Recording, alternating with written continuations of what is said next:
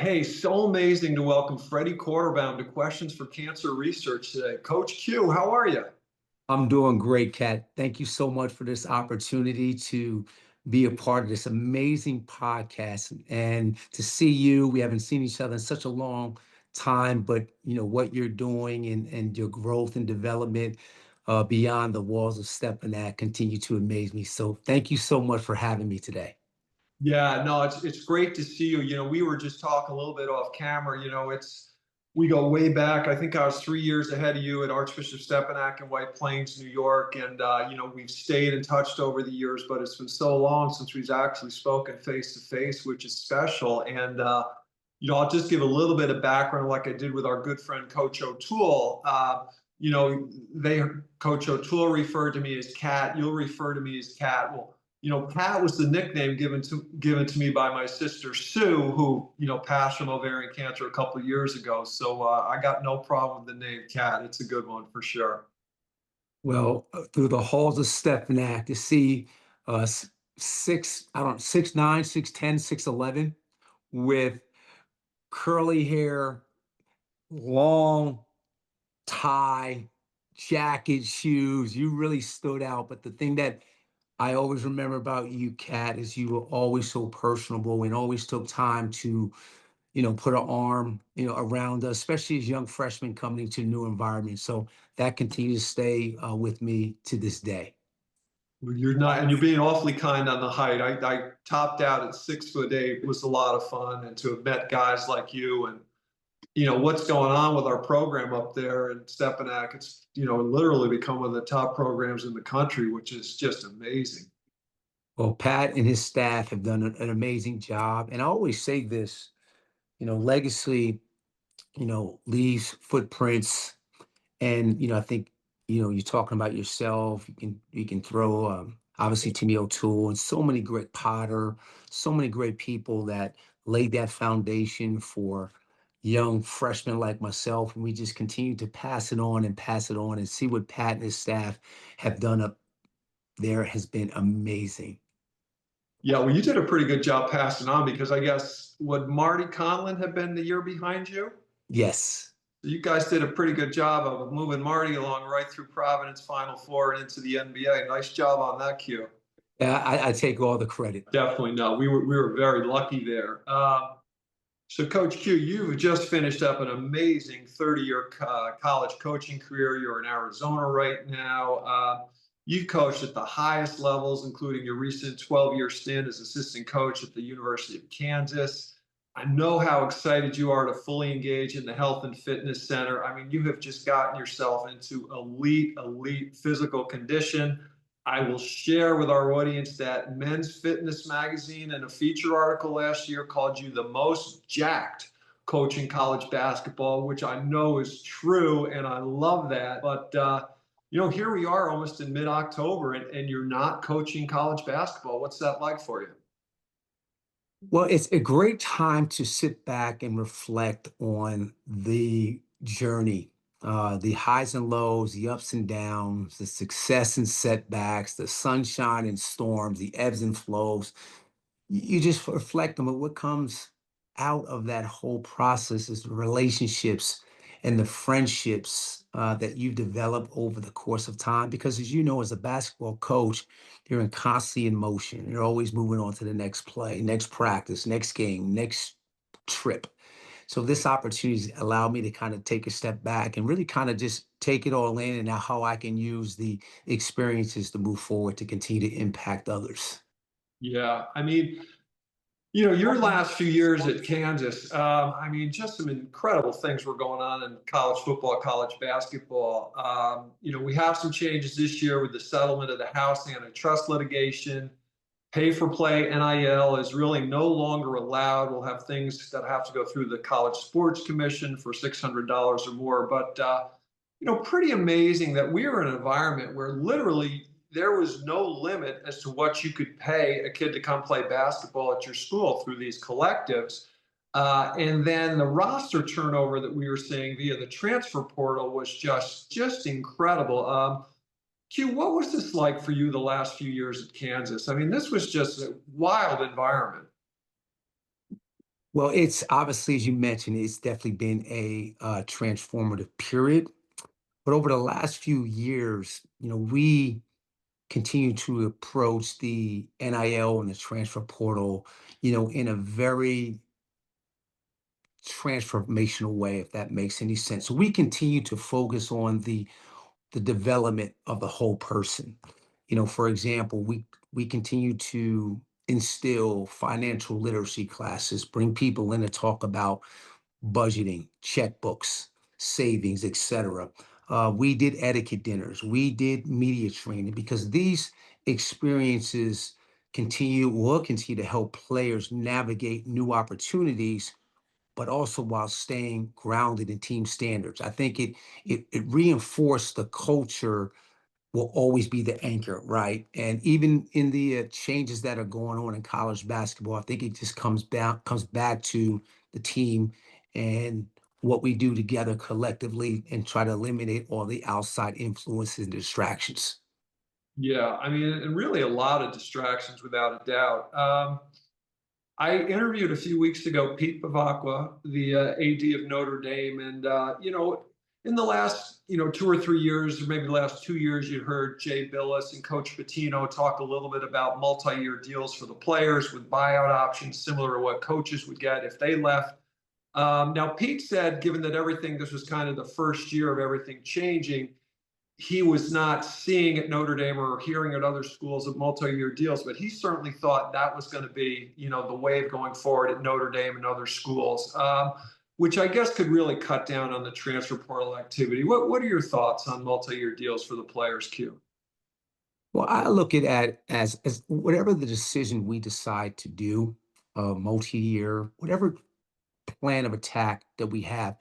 Again, I think it just continues to go back. Let's continue to provide the resources, provide the information, provide the educational tools that these young men and women can continue to be successful, once the ball or once the football, whatever sport they're in, that stops bouncing. So I'm for all of the new things that are coming into place. If it allows our student athletes to continue to grow and develop outside of their sport, I'm totally all for it. If we're talking about the multi-year, well, just make sure we have things in place where once they do leave your institution, they leave with more knowledge, more information, and more resources to continue to capitalize on these opportunities.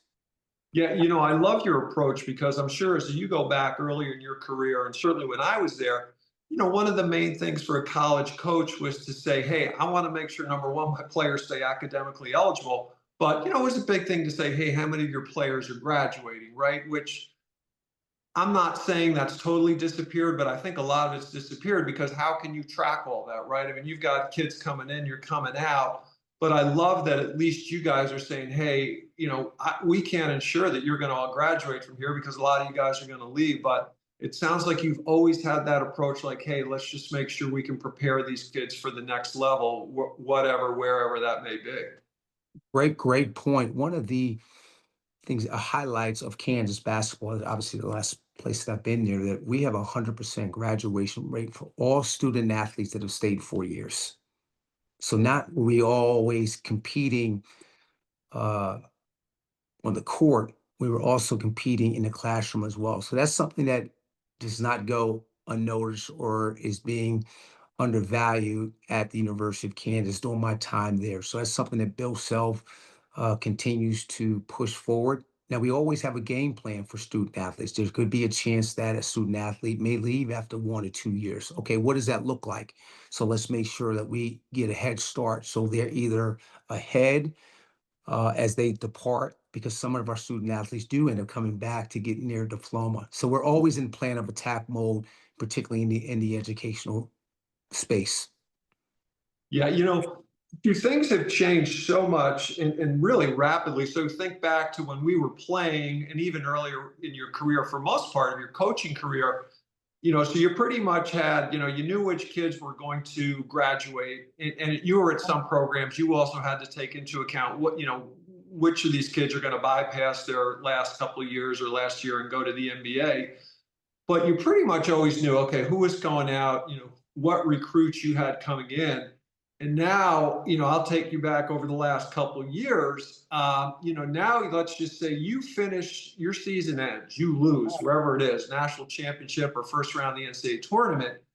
I mean, you think about what that looks like now. You kind of have an idea as to what high school kids are coming in, but you don't even know, what kids on your current team that, still have eligibility are coming back, want to come back. And maybe without saying it's Kansas or other, there's other programs saying, hey, we don't necessarily want these kids coming back. So you have to go through this whole process. And then, by the way, the kids who want to come back and you want back, you've got to now sign these guys to contracts. So, I mean, I would imagine that, you get right to the end of the year and it's got to be just a really, really crazy, somewhat complicated process, just to kind of get to that roster to the next year. Yeah, it does. It definitely takes time. It takes a lot of communication, most importantly, being truth tellers. Let's see where we are, what we need. I think initially now, I think it's expedited now. So once your season is over, I'd say probably the next 2 days, you're having meetings with your players individually to kind of get a gauge on what their plan is for that next year. Like to your point, it could be, coach, hey, I think I want to look at other places. Hey, coach, I'm excited here. I want to continue my career here at University of Kansas. So those meaningful conversations are now starting to uh, exist a lot earlier today. I'm certainly, it was pretty interesting times for you to see that over the last 2 or 3 years. Yeah, it really has been. But I think the most important thing, it just goes back to relationships. Once the young man steps on campus, just build a relationship outside of basketball. I think that's one of the things that Bill does extremely well, and it just trickles down as a ripple effect amongst our staff. So when those times come, those conversations, truth conversations come, I think you can look each other in the eye because of the times that you've developed, the times you spent with that individual on and off the court. So it's not as uncomfortable as many people would think, at least from our end. Yeah, I mean, and I think where you might be going with that is, like it or not, it's a business at this point, right? I mean, these are business decisions that are being made on both sides, right? I mean, from the player side, and because I think we all know that some of these players are being paid an awful lot of money to play college basketball, incredibly. They sure are, and I just hope that with your last point you made, that these young men or women are getting paid, excess amount of money, but they're still anywhere between 18 and 24-year-old people. So let's continue to keep that in mind. They're going to go through the pressures, the stress, the anxiety, the ups and downs that just go along with life's journey, in particular basketball season. So I think we need to continue to keep that in mind, even though these student athletes are being paid, some highly priced. Yeah, yeah, no, I do. I love it. Hey, let me take you back, to some great times in your coaching career. So, 1999, you were hired by Matt Doherty as an assistant coach at Notre Dame. That was Matt's first year. Matt had been a rising star in the college ranks. He left Roy Williams' program at Kansas to take that job at Notre Dame. You guys had a really good first year. You lost in the finals of the NIT. I know that you guys were all really excited about what you had in place. And then, sure enough, Bill Guthridge vacates the job at North Carolina. Matt gets the offer. I mean, there's not many coaches out there that could turn down North Carolina, let alone a former player who'd won a national championship there. And when I interviewed Matt a few weeks ago, he said it was literally one of the toughest decisions in his life. But tell me what it was like for you. I mean, obviously you were thrilled with what was in place at Notre Dame, but man, we go back to that time period, maybe 2000. I mean, North Carolina was kind of the gold standard. I mean, you must have been pretty pumped to be thinking, hey, I'm going to Carolina. I love Notre Dame, but I'm sure it must have been pretty exciting for you to be going to North Carolina.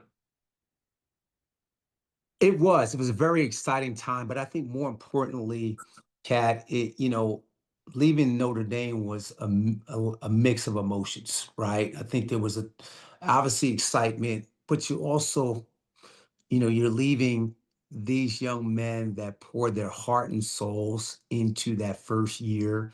And to your point, I don't want to say exceeded expectations, but our first year, we did some incredible things on the court, had an opportunity to play for a championship in Madison Square Garden. And we had a lot of the young men coming back, like the Troy Murphy, Matt Carroll, Ryan Humphrey was sitting out that year. So we're excited. We're bringing a core group of players back, and we're excited about our incoming freshmen. So at that time, Notre Dame was on the rise. It was up and coming. To see how they continued to take it to the next level was just amazing. But anything to your point about Carolina, what Matt has done and what we had done as a staff, we always talk about that culture is transferable. If you know how to develop people, set standards, and defend your culture daily, which those young men did at Notre Dame, you can take it anywhere. So growth just sometimes requires stepping into a bigger challenge just to continue that moments of impact.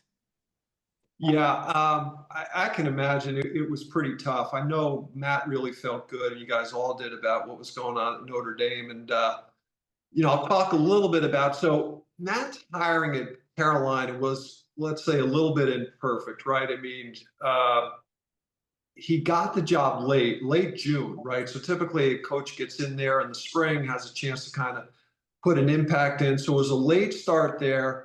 I know there was a lot of pressure from within the program for Matt to retain the Carolina assistant coaches, right? And I think they had two former players in there, Pat Sullivan, and they had North Carolina legend, Phil Ford as an assistant coach there. And to Matt's credit, he said, nope. He says, if I take this job, I'm bringing Freddie Q and my other assistant coaches with me, which was awesome. But Matt also mentioned to me that, I guess Coach Smith still kind of had an office in the Smith Center, Dean Dome, whatever. And, he was in there, and Matt kind of was told, this is your program, do what you want.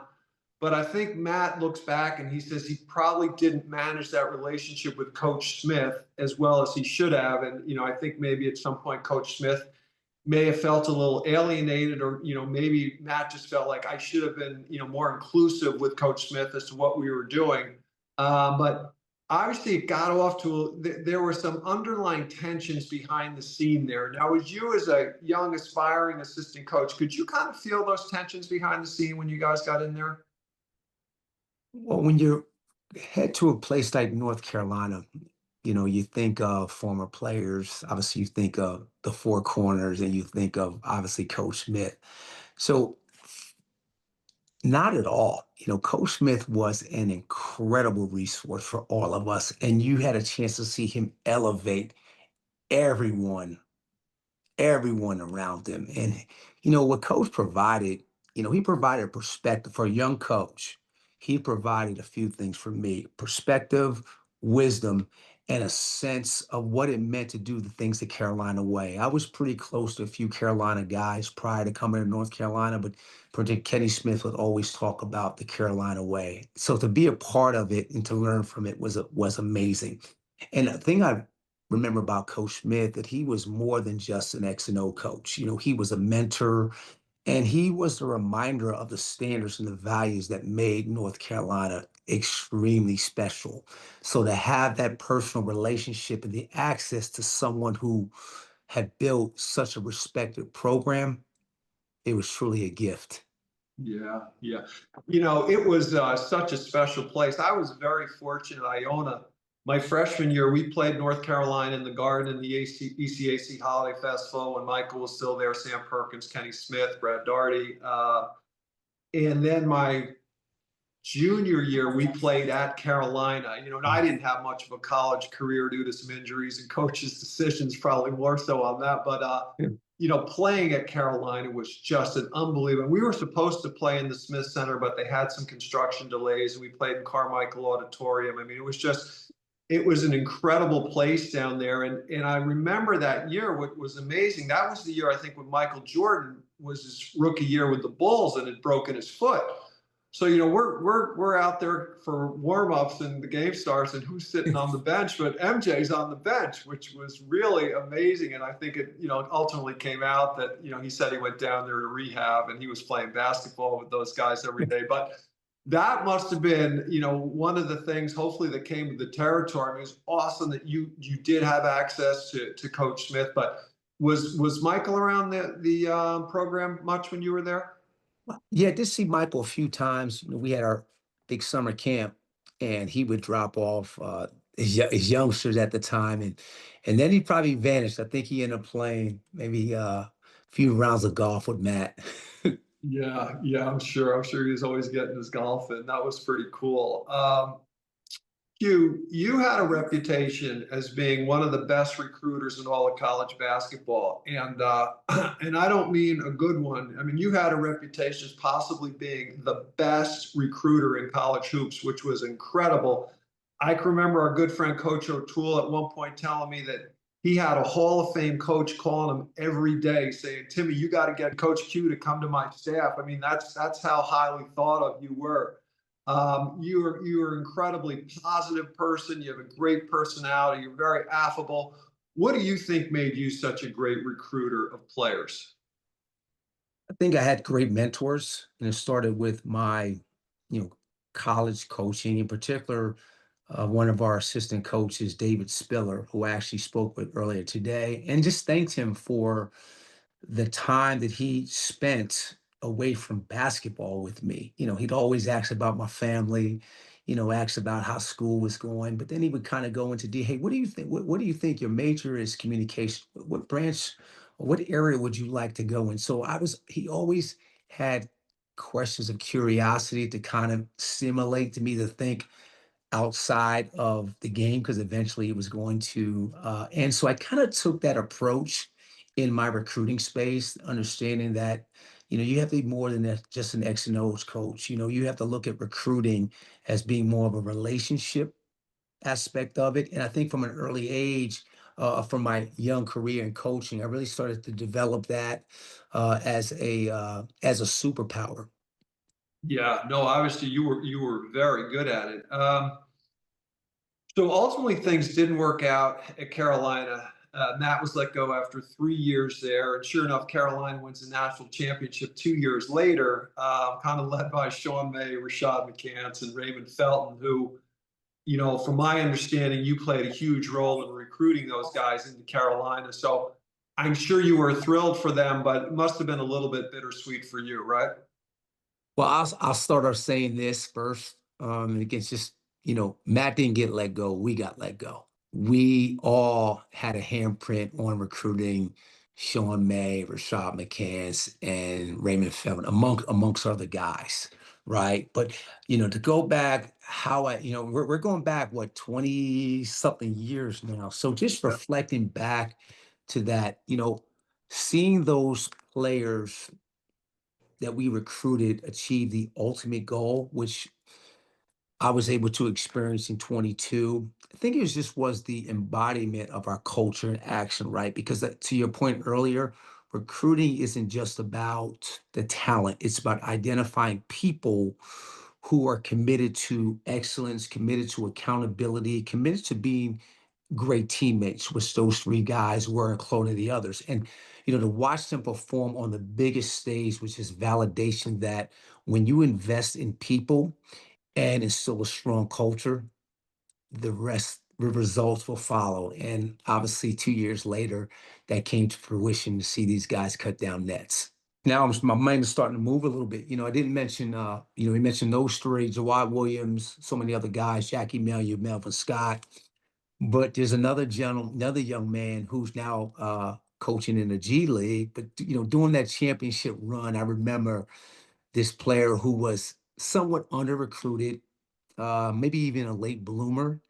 But we committed to him because of his work ethic and because of his character. So to see him rise and to be a key contributor on the biggest stage just demonstrated how culture and preparation can overcome perceived limitations.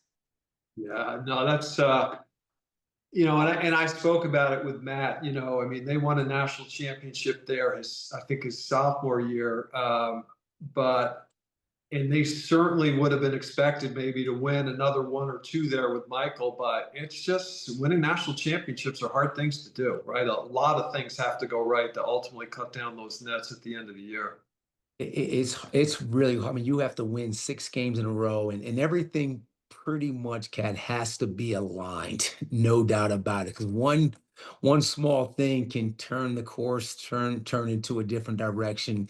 So to be able to do something like that, that doesn't really happen very, very often. And obviously the way we were able to cut down nets, we had to come back from 15 down, which is known as the largest comeback in national championship history. That was 2022, right? Yes. That's awesome. Um, Hugh, you were hired as an assistant to Norm Roberts when he got the Mm. head coaching job at St. John's in 2004. You and I grew up in New York. We remembered the great teams under Louis. I mean, I'm sure you must have been thrilled to be going back to St. John's. Must have been awfully special. And I've just heard. I've never met Norm Roberts, so I've just heard so many good things about him. That program had kind of hit some low points when Mike Jarvis left, and you guys definitely restored a lot of credibility and structure to that program. But ultimately, after 6 years, the coaching staff was dismissed, and I know you guys felt, if I recall correctly, that you had a lot of good things in place, and it was a tough ending. I remember. What was it like for you and when you were coaching at St. John's? I loved it. I love being back home. You know, uh, we're New Yorkers, so you grew up on St. John's. Even prior to my time at Fordham, you grew up on St. John's basketball. You're going back to Billy Goodwin, Chris Mullin, Mark Jackson, Walter Berry. We can name them, Willie Glad, name them. We can continue to go on and on and on about just the great players. And obviously, you mentioned Coach Carnesecca. So to be in that space was just another gift of gratitude, and to work alongside arguably one of the uh, best assistant coaches that taken over a place like program, with Norm Roberts. I've learned so much of him. Our relationship goes way beyond the basketball court. But, you talk about, when things ended at St. John's, for me, it was a moment to reflect, right? And reflect on ownership and resilience, because I think challenges, and I say this a lot, challenges teach you more about leadership than success does. And so my focus had to shift on how I can take lessons learned, right, from that experience, communication, culture building, accountability, and just apply them, somewhere else. But I still celebrate St. John's. Rick is doing a fantastic job over there. And as I mentioned, being a New Yorker, and when St. John's are good, the city is on fire. Yeah, Rick is pretty unbelievable. He came back into college coaching at Iona and, moved on, did a great job at Iona, moved on to St. John's and, kind of presented that picture right from the beginning, right? Of the Garden being filled, of the place going crazy, of St. John's being, a top program. And, boy, it all came to fruition this year, which was great to see. And I know they're going to be very, very highly ranked as we go into the season. Absolutely. And one of our former players is playing for St. John's, who played with us at Kansas. So, I'm even a bigger fan for St. John's now. That's Edgefor, right? Yes, yes, Zuby, yes. He just, he's just got a great knack of playing hard, great teammate, goes after every basketball, and that just ripples, within their team. We saw a little bit that last year, but we're expecting even a better outcome with Zuby this year. Yeah, I love it. I hope so. It's fun to watch.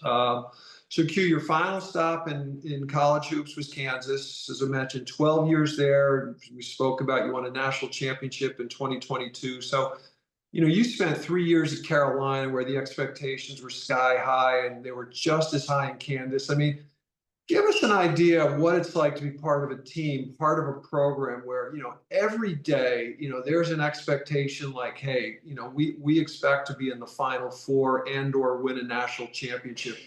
I mean, very few people will ever experience that. What's it like to be around that type of atmosphere environment on a daily basis? Well, to your point, you mentioned what the outside people expect. Every year, their expectations for you to cut down nets. And that's a great expectation. And that's what you sign up for, right? And no better coach in all of sports to be able to get your teams as close as they can to that vision is Bill Self. And just to be under his watch, so to speak, has been extremely humbling and gratifying. I say to so many people that I received my undergraduate, graduate, PhD, doctorate, master's, you name it, in culture building, team building, and relationship building. And I think that's what separates Coach Self from a lot of coaches, that he really dives into those three components, and we live it daily. We live it daily. And he is the best at getting the best out of his, not only his coaches, but even his players to understand what we need to do on a consistent basis in order to capture that vision. Yeah, that was going to be my next question about Bill Self. I mean, I think he's been at Kansas since '03. I think incredibly, he's won 80% of his games there, two national championship, four Final Fours. He's a Hall of Fame coach. I mean, you just kind of gave us a look at what makes him so great. I mean, obviously, must be just an incredible tactician, X and O's guy as well. And you guys certainly have been able to bring in some, top level talent year in, year out. Yeah, I touched a little bit on coach, and I would probably say that he's built on consistency, he's built on clarity, he's built on accountability, and he creates a culture where, like I said, coaches, players, managers, um, academics, social media, you name it, they all embrace the standards, and teammates hold one another accountable, and everyone is committed to making somebody better in practice. That's your number one job. And it doesn't get coach even more excited to see when you go out of your way to help a teammate. He always talks about it may not be your play, it may be somebody else's play. And I mean, you can see the joy in his face when kids start to understand, they start to get out of themselves, right?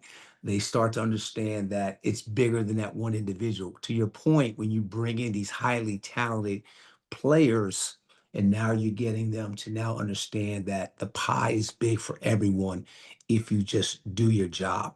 And most importantly, you want to leave Lawrence a little bit better than you found it. And that's why I said it, leadership never graduates. It just trickles down to the next group of guys. He does a phenomenal job of getting our program as a whole to understand what's important. Yeah, that's great. And we'll just ask you quickly. I mean, I guess Coach Self is his health is in pretty good shape these days. Yeah, he's doing great. He's doing great. He and I were texting the other day, just checking in, and he's excited about his team. Thinks they had a chance to do some special things, and he just has a burst of energy, burst of excitement. He's going to pour everything in to get that team to become the best version of themselves. And he always talks about, you don't win championships in October, but the daily standards that we have in place are just going to take us to get a little bit closer as we get closer to March. Love it, Q. So, Freddie Q, let me ask you now. I have followed you, and I'm aware of the physical condition you have yourself in, which is mind blowing. Are you 58 now or 57? I'm 58 now. All right, so you are in just elite shape for whether it be a 58-year-old or a 20-year-old, which is amazing. And I now, you're finished with college hoops. I'm sure, you've got to have some things going on, and I don't know what they're going to be. I'm very interested to find out. So, I think back, you were always in good shape, right? You were a good, very good college basketball player at Fordham, was always in good shape for that. But you've obviously taken things to a much higher level. And I've read that, you kind of had your interest peaked a little bit when you were coaching at the Naval Academy, Mhm. just the conditioning there. But you're at such an absolute elite level. How did this really all evolve for you? I think it evolves like anything else, Kat. It all begins with your mindset, right? And my commitment probably started with the belief that preparation isn't just about skills; it's about taking or owning your body, right, and owning your health to perform at the highest level. And I look at nutrition and fitness as being my non-negotiables, right? And, you know, they're just a part of my daily non-negotiables of showing up, taking ownership, and creating great experiences. So I just kind of transfer that into my daily approach, which is basically, that means you have to be committed every day, right? You got to be consistent every day. And you have to be accountable every day because there are going to be times when you don't want to show up. But I always say that, if you want to be a separator, you have to show up when conditions don't work for you. Because I would say poor teams, bad teams, average teams, and some good teams allow conditions to dictate how they show up and how they perform. But to be a separator, you got to show up consistently, constantly, and continuously. That's the big key to it. Once you get there and you get your body moving, and then it creates momentum. But it's that initial part of just showing up, right? And that's where I think many of us fall short in all areas of our lives. That sometimes we're a lot closer than what we think, but we may not see the results at that moment or that day or tomorrow, and then we just turn around and go back the other way. You just got to keep chopping wood, carrying water, pounding the stone, clock in, lock in daily. And when you understand and you embrace uh, delayed gratification, that's when things start to change for you. I love it. Delayed gratification. So, this is going to be a really interesting time for you. I mean, basically, you're a young man, but you said you and Christy have, technically retired, which I know will not be the case for you, but you're now going to have a level of time commitment, that you haven't had.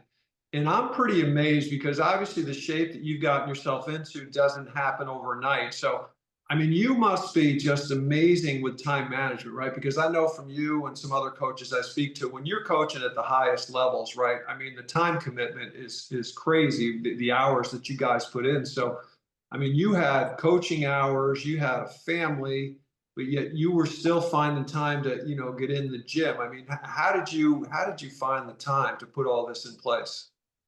Well, I think it goes back to your personal non-negotiables. It goes back to uh, committing your commitments, right? And I think, the plan is to live the principles that you preach, right? For me, being a little bit older now, fitness is no longer just about performance, Cat. 58. It's about longevity, right? It's about energy and being a role model for your families, for your friends, for your players. I built a morning routine, which has really, really helped me. A mix of strength training, journaling, mobility work, and I dive into the meal prep space as well. So even as I mentioned, even the days that I don't feel like it, showing up just reinforces that same culture that we taught our players: discipline over convenience. Discipline over convenience. I love it. So, as you've kind of mentioned, you touched on, I mean, I would think, I'm not an expert, that nobody gets in the level of physical condition that you have, just with working out alone. A lot of it's going to be diet. So tell me what you do and don't eat and drink. Mm. Well, I think it starts off with my diet, or I don't call it's not a diet for me. It's more of just a lifestyle. I use the word lifestyle, and I think it's strict enough to fuel results, but flexible enough to maintain some consistency, right? It's not about perfection. I'm not trying to chase perfection, but it's just about the daily ownership and staying committed to your non-negotiables, right? I'll use it, for example, I'll plan I don't call it a cheat meal, right? I don't cheat. I call it an earned meal. Which is I call it an earned meal that I may have weekly, but everything else aligns with just rich, protein dense foods, vegetables, hydration.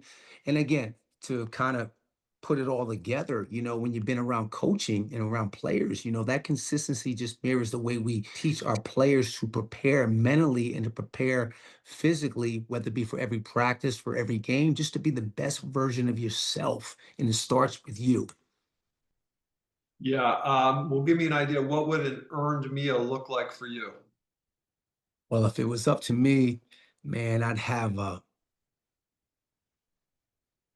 slice. No, I wouldn't have a slice. I'd have a whole pie. Matter of fact, I'll have a calzone. Matter of fact, I'll have a Sicilian pie. That would be something I truly enjoy. I did dabble in everything: burgers, fries. I love it all. You just have to be mindful and have an awareness. You can't overdo it. So it's not like it's, hey, I cannot have this or I cannot drink this. Now, I will say I don't drink soda. The sugar is just too much for me. So I just try to stay simple with water. Now, I may add some liquid IVs or something along that propels just to add a little bit of a flavor here. But in terms of the soft drinks, things like that, I tend to stay away from that. So you're obviously, you're doing some serious workouts, and you're burning a lot of calories. I mean, what would you give us a rough range? I mean, what would your daily calorie intake be about? I've stopped counting now because I have an idea, but I would say anywhere between maybe 2 to 2,500 with the and but my focus more than calories cap would be more protein intake. I'm about 205 pounds and I try to stay probably close to 200 grams of protein a day. And so everyone wants to know, Q, how do you do that? Well, I consult now, so you need to find out how much. Let me know. But yeah, but no, no, jokingly, I try to stay in that space. I try to stay hydrated because it takes some consistency, it takes some planning, those things. So, but it's worked for me. Every plan is different. Everybody's body shape, physique is different, but you just want to find out what works best for you. And so the protein mostly helps you build muscle. Is that what the protein is all about? Yes, because as we get older, we lose muscle, and that's one of the areas that can help you, stay, in that muscle space, that muscle growing space where everyone thinks it's the gym. No, the gym actually breaks down your muscle. So, you know, yes, you can go to the gym and lift all you want, but if you have your lifestyle of eating is not proper, maybe too high in carbs or too high in some other areas, it can maybe offset and maybe your goals may take a little longer than expected. So, again, I'm not um, a scientist or nor do I say I'm an expert in these spaces, but I do read up and just try to find out what works best for me to continue to have that energy, to have that boost and have that positivity to go along with it. Phew, I love it, bud. Thanks so much. So obviously, I've been following you. I know you're building up a very good social media following. You kind of gave us a hint there that you're doing some consulting. What's the near term look like for Freddie Q as far as health and fitness and doing some things? Well, I love to share. I would love to consult in spaces like that. I think we're all, especially as we age, Kat, we tend to feel, well, there's no reason or I'm over the edge now, my time. And that's totally not the case. I think it's more now, I think your priorities change now, as I mentioned, more about longevity. Being able to move in certain spaces, being able to do certain things. You want to continue to keep that consistency because as we age, we tend to slow down. So muscle building, nutrition, hydration are all of the components that will just keep you vibrant, keep your momentum, keep your movement going. And I think that's the most important thing because you want to be around, to do fun things, not only for yourself, but also to do fun things, with the people you love. Right, right. And Q, at 58 years old, would you say that your coaching days are definitely over with? I mean, you've just had an amazing career. I think my coaching days will always, I'll always be coaching. I'm coaching every day. It just may be in a different arena, in a different space. I think now I'm starting to explore the consulting space where, I help teams, organization, companies, and even people build and customize a sustained culture. Being a part of one of the best ever for the last 12 years. When you look at the success that we've had, as a basketball program, it's really unmatched, really unmatched. I mean, to win 14 consecutive conference championships at the highest level to um, I believe we have the longest NCAA appearance streak in all of college basketball. I think we're over 30, maybe 35. I stopped counting. But there's certain milestones that may never ever be reached in modern college basketball. So to have the blueprint, right at my fingertip, that translates to the areas I talked about. So I'm in that space now. How can I help others? How can I help you become a little bit better than you were yesterday? It's funny, you talking about that reminded me of, our good friend Coach O'Toole was the only assistant coach to ever work with two Hall of Famers, Coach K and Coach Boeheim, which was really pretty special. And I mean, but just in terms of your own career, I mean, Bill Self for 12 years, and I didn't realize, I mean, you did have a fair amount of exposure to Dean Smith, one of the all-time coaches. So really, really special for you as well.